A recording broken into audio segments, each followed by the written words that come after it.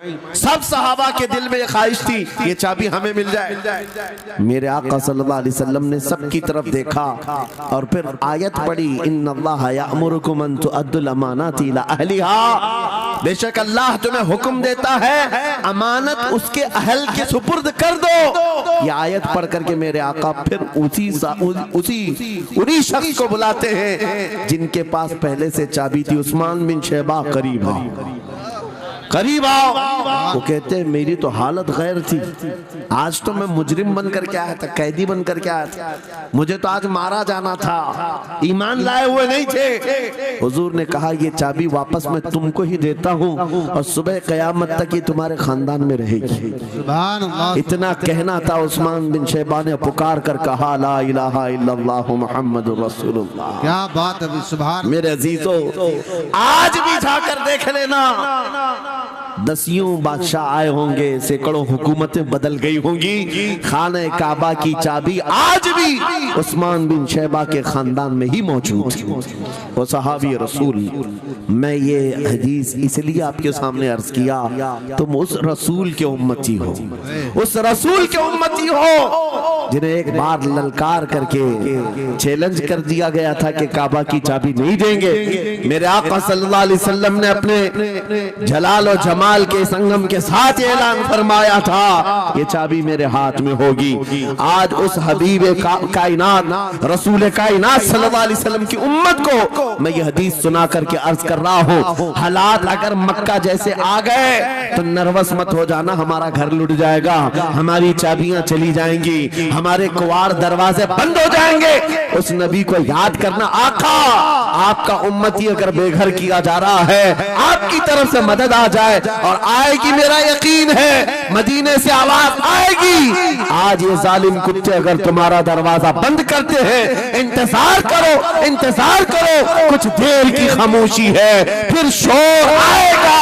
आज कुत्तों का वक्त है, कल हमारा दौर आएगा। नारे तकबीर, नारे रिसालत, अज़मते रसूल, शाने रसूल, फैज़ाने औलियाए किराम, फैज़ाने आशिक़े रसूल। बात सिर्फ इतनी है कि हम छोटी छोटी तकलीफों से बिलबिला उठते हैं और हम सब्र की तरफ नहीं देखते। हमें हालात आज हिला दिए जाएंगे, झिझोड़ दिए जाएंगे। कुरान पाक में रब ताला फरमाता है, हम हसीबतुम अन तदखुलुल जन्नह वलम्मा यातिकुम मसलुल लदीन खलौ मिन क़ब्लिकुम मस्सतहुमुल बअसाउ वद्दर्राउ वज़ुलज़िलू हत्ता यक़ूल अर्रसूलु वल्लज़ीना आमनू मअहु मता नस्रुल्लाह अला इन्न नस्रल्लाहि क़रीब।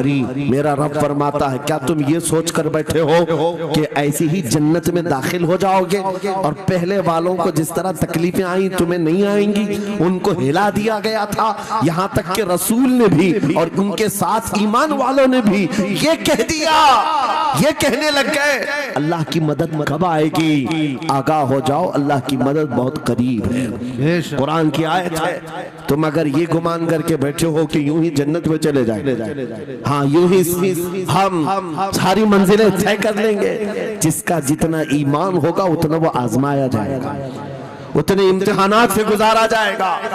आज ऐ नौजवानों, तुम्हारे इम्तिहान का वक्त करीब आने वाला है। तुम्हें क्या करना चाहिए? क्या करना चाहिए? इम्तिहान देने के लिए तैयार रहना चाहिए, वरना हवाओं की कीड़े मत बनना।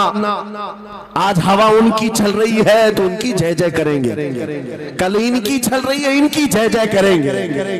ईमान वालों की ये मेयार नहीं है। जो ईमान वाला है वो हर आंधी में डटा रहता है, जमा रहता है। खालिद बिन वलीद को याद करो, एक लश्कर लेकर के वो एक इलाके में गए थे। तवज्जो है नौजवानों, हाँ मैं देख रहा हूँ बहुत सारे खड़े हुए हैं और बैठे हुए भी हैं, जो जैसा है वहीं जमा रहे, क्योंकि ये महफिल रसूल है, महफिल रसूल है। जाहिर सी बात है खड़े होने वाले वो भी उतना सवाब हासिल करेंगे बैठे हुए, लेकिन कुरान कहता है ला यस्तविल काइदून, यानी बैठे हुए लोग खड़े हुए लोगों के बराबर नहीं होते। खैर बात ये है कि आप अपना जहन इस तरफ रखें। खालिद बिन वलीद उस अजीम मुजाहिद की बात कर रहा हूं रदी अल्लाह तआला अन्हु। एक लश्कर लेकर, नौजवानों का लश्कर था, एक ईसाई किले का मुहासरा कर लिया और किले का मुहासरा करने के बाद अंदर सख्त लोग थे, मुकाबला कर रहे थे, लेकिन किला फतह नहीं। अब अंदर वालों ने ये मशवरा कर लिया, जो बड़ा राहिब था, पादरी था, कहा ये खालिद बिन वलीद है, इससे लड़ना आसान नहीं है, ये जहां जाता है फतह के झंडे गाड़ कर आता है। उसने जो गुरु घंटाल था सबको जमा किया और कहा मैं एक तरीका ढूंढा हूं, इसके जरिए से इनके ऊपर हम कामयाबी हासिल कर लेंगे। सबने कहा हम इत्तेफाक करते हैं। कहा क्या तरीका है? गुरु ने कहा, पादरी ने कहा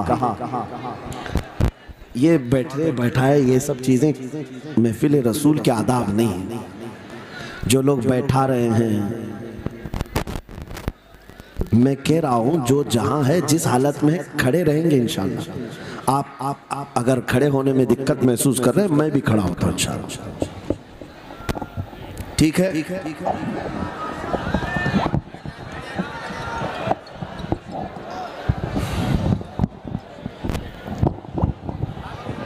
सुभान अल्लाह।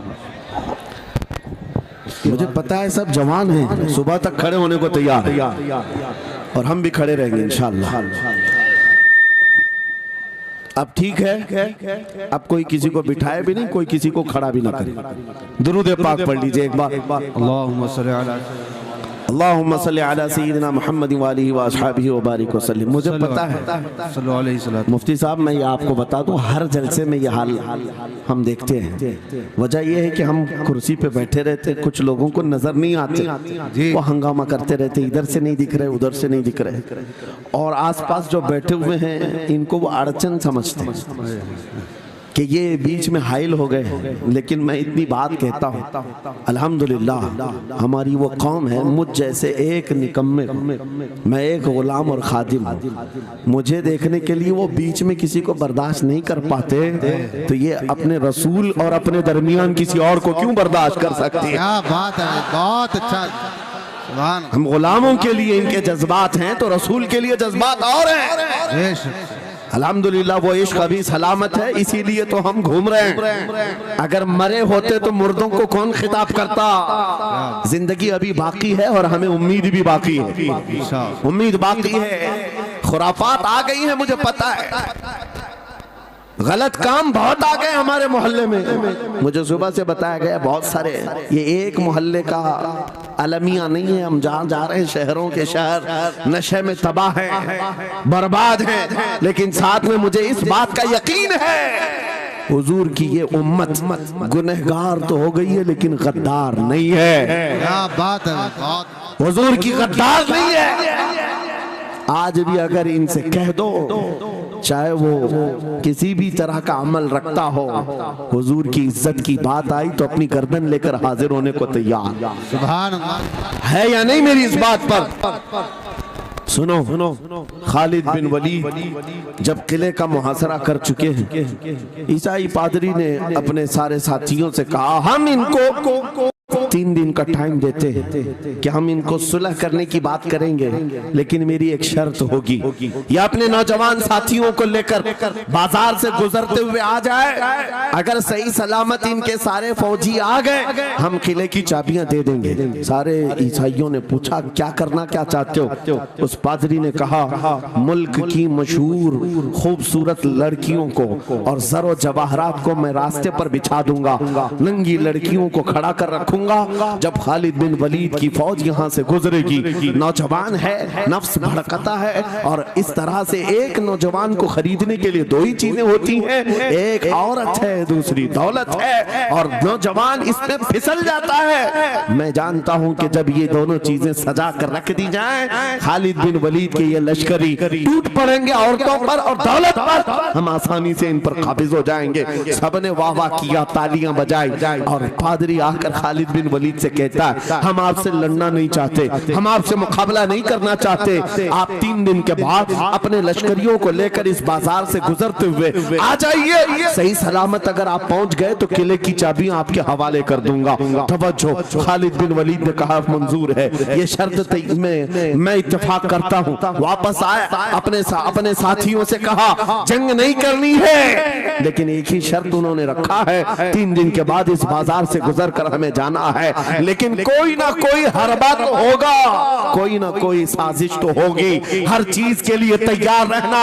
खालिद बिन वलीद अपने उन नौजवान लश्करियों से कह रहे थे, ऐ नौजवानों तवज्जो से सुनना इस बात को, आज भी दुनिया ये सारे हरबों पर अमल कर रही है हमारे साथ, हमारे नौजवानों के साथ। खालिद बिन वलीद के 3 दिन गुजर गए, ईसाइयों ने अपनी तैयारियां खूब कर ली, बाजार में ओरियां लिबास में, आधे लिबास में नंगी लड़कियों को खड़ा किया, सरो जवाहरात दौलत के अंबार बिछा दिए। जब खालिद बिन वलीद के सिपाही मैदान में गुजरते हुए उस बाजार में आते हैं, पहला कदम रखा था, नजरें पड़ गई, खालिद बिन वलीद रुक गए, पलट गए, अपने लश्करियों से कहा वही आज मैं तुमसे कह रहा हूँ। उन्होंने कहा था, ऐ नौजवानों, ऐ रसूलुल्लाह के शहदाइयों, तुम्हारी इम्तिहान का दिन है, आज तुम्हारे इम्तिहान का दिन है। अगर तुम्हारा कदम फिसल गया, सुबह क़यामत तक तुम पर लानतों की फटकार होगी, और अगर जमा रहा, सुबह क़यामत तक अल्लाह की रहमत के फूल बरसाए जाएंगे।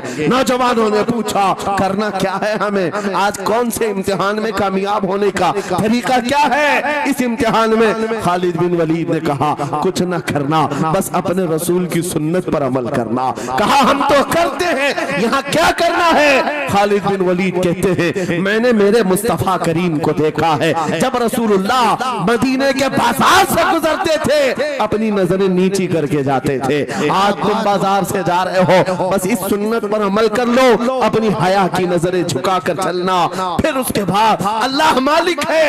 खालिद बिन वलीद के जोश और वलवले से भरी हुई ये तकरीर ऐसी असर कर गई, वो नौजवान 1-2 नहीं थे, सैकड़ों की तादाद में थे, सर झुकाए बाजार से ऐसे चल रहे हैं। तारीख निगार कहते हैं वो इस तरह से चल रहे थे कि उनके सरों पर अंडा भी रख दिया जाता तो नहीं गिरता, न इधर हिलाए न उधर हिलाए, न इधर देखे न उधर देखे, और बराबर अपनी नजरें जमीन पर झुकाए हुए तेजी से चलते हुए उस किले के फाटक तक पहुंच गए। वहां वो पादरी साहब इंतजार में थे, भटक गए होंगे, औरतों से भिड़ गए होंगे, दौलत जमा कर रहे होंगे, मगर ये दीवाने ठुकराते हुए हर दौलत और उरियानियत को उस किले के फाटक तक पहुंच गए।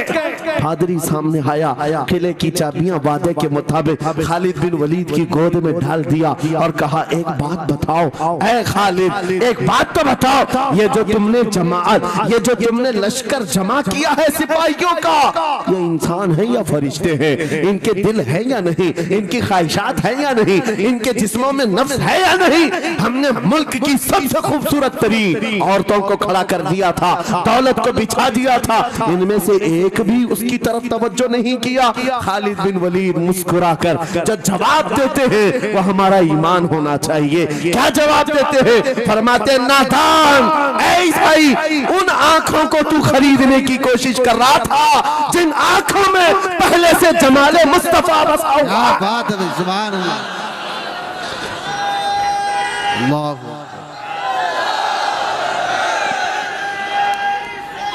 या रसूल।